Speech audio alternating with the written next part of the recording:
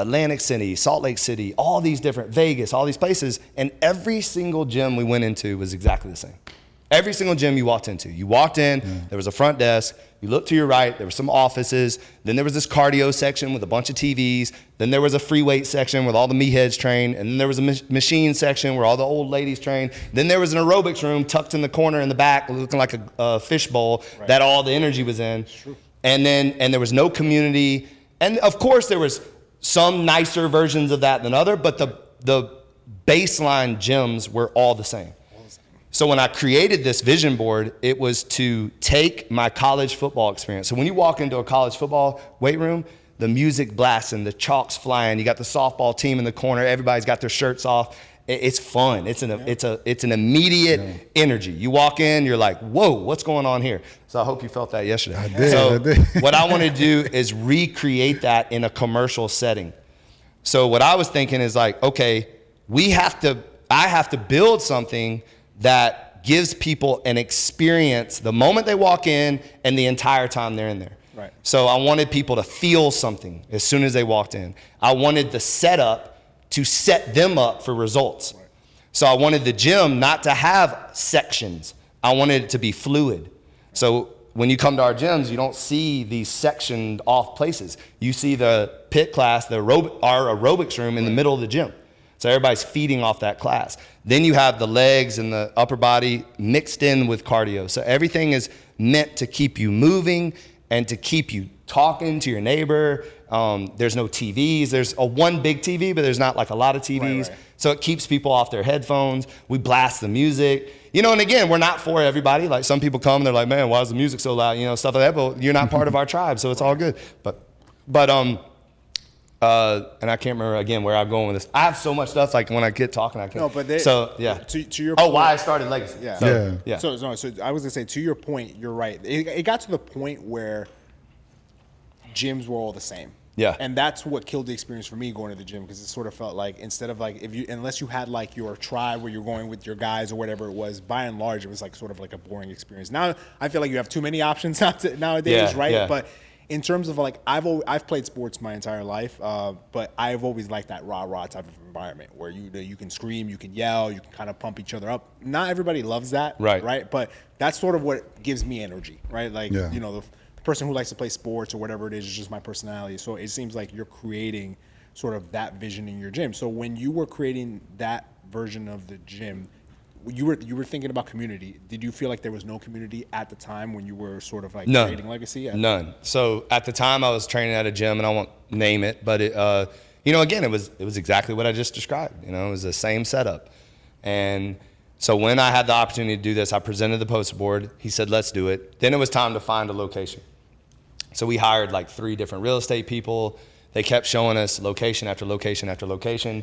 And it just I'm a feeling kind of like, I can feel, so I have like real sick intuition. I'm just one of those people that if I know, I know. Yeah. And every time I walked in the space, it just felt wrong. So I was like, no. So one day I got on my bike and I just started riding around. And I went down this dead end street and saw this empty warehouse. And there was a homeless man shaving right in front of the warehouse. I think there was a couple of hookers on the street. And I was like, and I sat on the train tracks. And I was like, this is it. So I called him. He comes, and he's like, hell no. He's like, this is the worst part of Miami. And this is Wynwood. Oh, yeah. So this is Wynwood 2007. All right, way before Wynwood was Wynwood. And I kid you not, hookers on the street, crack houses on the street, homeless people on the street. It was and at night, the most sketchiest thing you've ever seen. Why that location?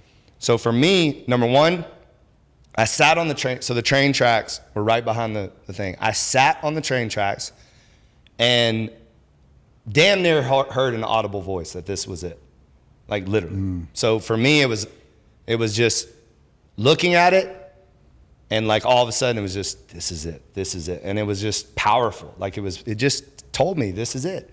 Okay. And I refused to not do it there. It was like, this is it. And so we did it. And then, it was tough. It was bad. It was right after the recession. Yeah. Nobody's paying a personal trainer $200 an hour right after the recession. And the first year, 2 years, it was me in there basically by myself for 14, 16 hours, training only my clients because I couldn't find other trainers to be in that location and do all that. The very first year we flooded really bad, so my entire gym was underwater, and it was a struggle. But then about the third year, had some new people join me, started to turn things around. Then where it really kind of became like infamous, I wouldn't even say famous, but infamous, is when I started P.I.T. Back then it was called boot camp. Okay. So I started these boot camps Tuesdays and Thursdays at 5:30 p.m. And after about doing it for like a month and a half, we had like over 100 people showing up. And and I was crazy back then, like wild. So, and when I say that, I mean like I was kicking people out of the class.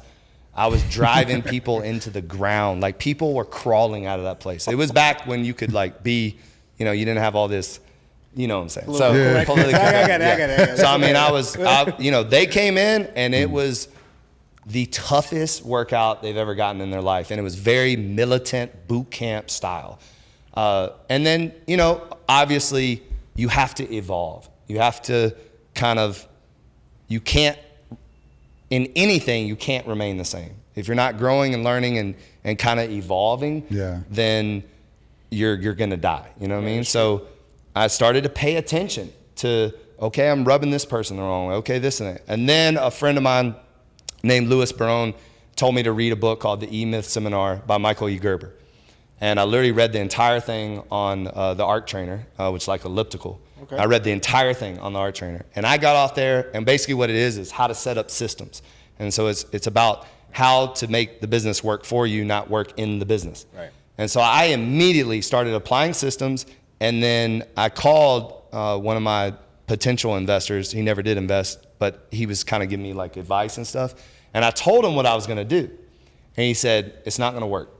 He's like, if you stop training, the whole place will stop. If you stop this, if you stop that, whatever. And so I listened to him for about 30 seconds, and I was like, nah, he doesn't know what he's talking about. And I stopped. So I literally stopped. And when I say stop training, I stopped teaching the class. Okay. So I started to pour in to the other coaches and teach them the system, the partner interval system.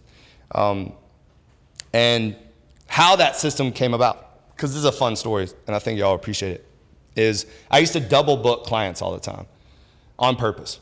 So like, there's only so many hours in the day. Yeah. So what I would do is like, if I had an 8 o'clock client, then I would get another 8 o'clock client. And then if they because what happens is a lot of times people don't show up for their session.